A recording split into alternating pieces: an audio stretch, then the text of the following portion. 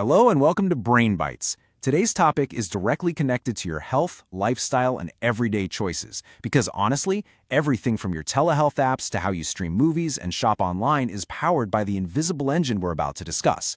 Today's explainer dives into a fascinating slice of modern history, how a near-fatal business crisis accidentally birthed the modern internet as we know it. We're going to see how a completely ridiculous side project at a dying company morphed into a beast that makes more money today than Coca-Cola, Pepsi, and Starbucks combined. Crazy, right? It's the ultimate tech mystery.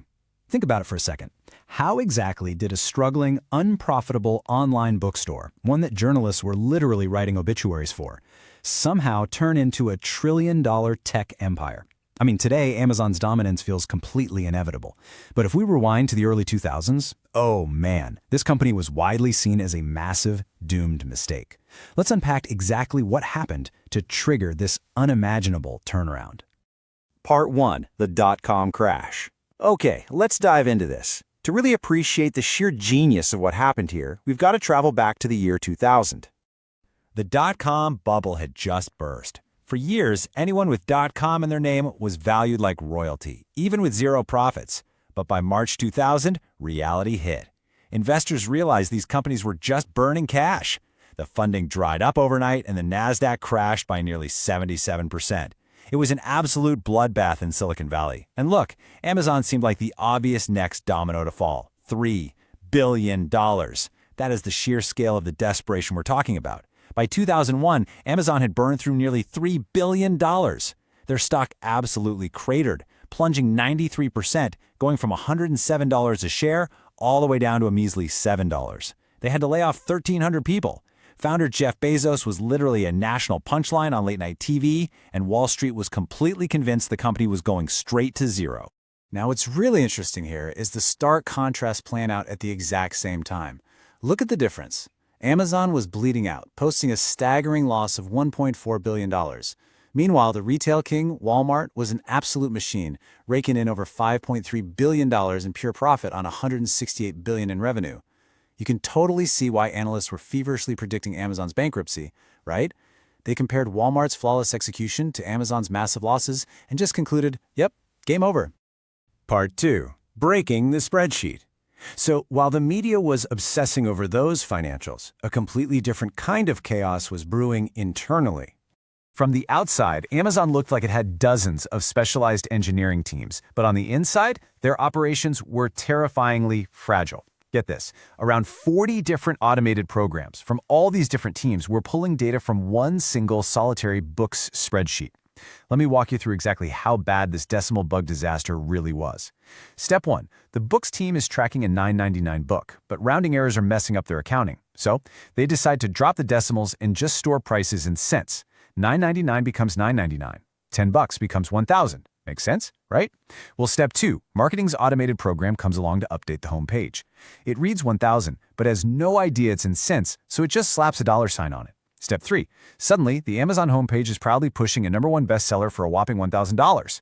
And step 4, the absolute kicker. The CFO opens his dashboard, sees 10,000 copies sold at $1,000 each, and the system happily reports that one single book is making $10 million a month.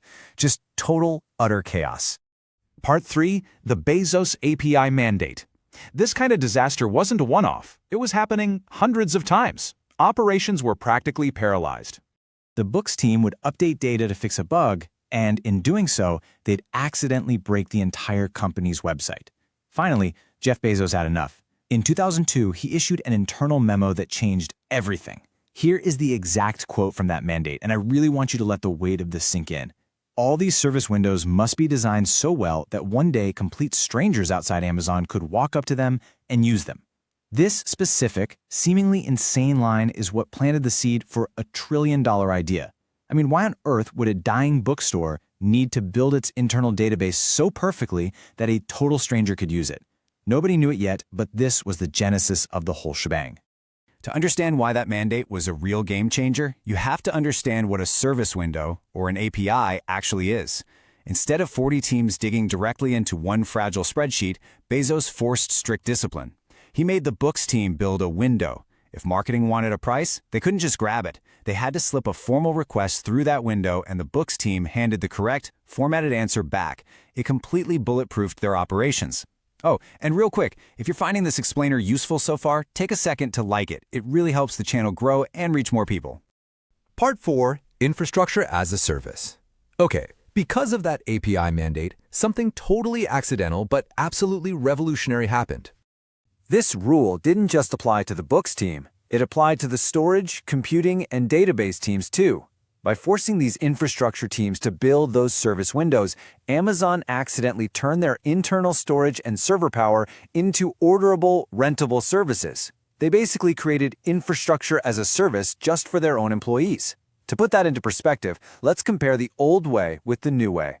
Back in 2005, if you were a startup founder, you had to buy massive, expensive physical servers, rent an air-conditioned room to put them in, and hire staff just to keep your website from crashing. But inside Amazon, an engineer who needed computing power just sent a request through the window, and boom, 10 servers spun up instantly. It was literally like ordering room service. It totally removed the physical burden of computing.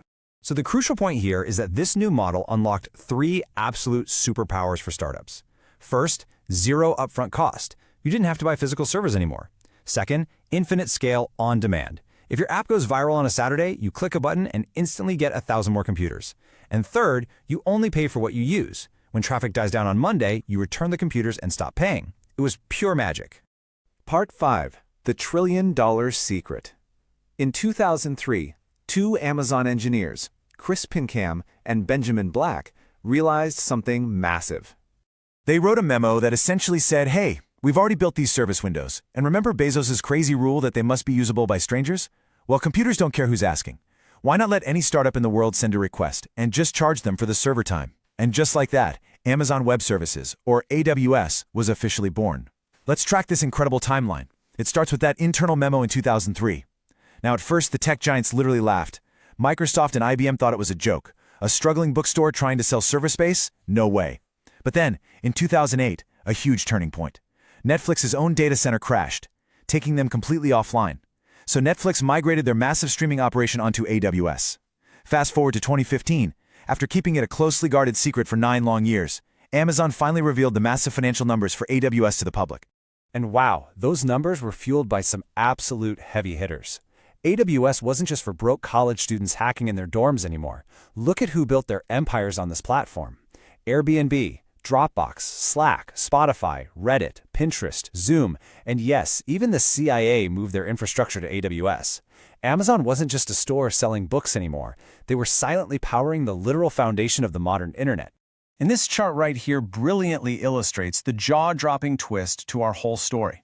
Remember that early contrast where Walmart was making billions while Amazon was practically bankrupt? Well, fast forward to the projected figures for 2025. AWS alone is generating an estimated $46 billion in operating profit.